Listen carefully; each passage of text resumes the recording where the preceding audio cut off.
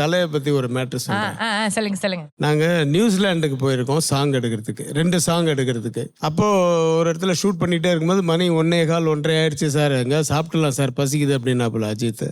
சரின்னு சொல்லி அங்கே பக்கத்தில் ஒரு பெரிய ஹோட்டல், ஒரே ஒரு ஹோட்டல் தான் இருக்குது. அங்கே போனால் ஏற்கனவே பயங்கர க்ரௌடு, ஏன்னா ஹிந்தி படம் ஷூட்டிங் நடக்குது. ரித்திக் ரோஷன், கரீனா கபூர் உட்காந்து எல்லாம் இன்ட்ரடியூஸ் பண்ணாங்க. எல்லாம் இன்ட்ரடியூஸ் பண்ணிட்டு சாப்பிட்லான்னு உட்காந்து, சார் சார் சார் இங்கே வெளியே பாருங்க சார் அப்படின்னு நான் அசிஸ்டன்ட் திரும்பி பார்த்தா ஸ்னோஃபால் விழுந்துட்டு இருக்கு. ஏய் என்னடா கேமரா எடுன்னு அப்படியே சாப்பாடு விட்டு கூப்பிடுன்னு சொல்லிட்டு யூனிட் எல்லாம் கூப்பிட சொன்னேன். கட்ட கட்டன்னு வந்துட்டாங்க, எல்லாரும் சாப்பாடு வச்சுட்டு வந்துட்டாங்க.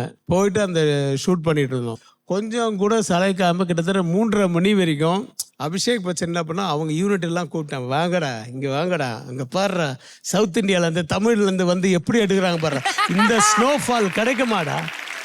அவர் யூனிட் எல்லாம் கூப்பிட்டு கத்துறாரு, எல்லாம் சாப்பிட்டுட்டு இருக்கீங்க தூங்குறீங்க, இங்கே பாடுற ஒரு சரணத்தையும் முடிச்சிட்டான் அந்த ஆள். இப்போ பார்த்தீங்கன்னா அது ஊரே மனம் அந்த சாங்கில் ஒரு சரணம் பூரா பார்த்தீங்கன்னா ஸ்னோஃபால்ஸ். அதெல்லாம் கிடைக்குமா?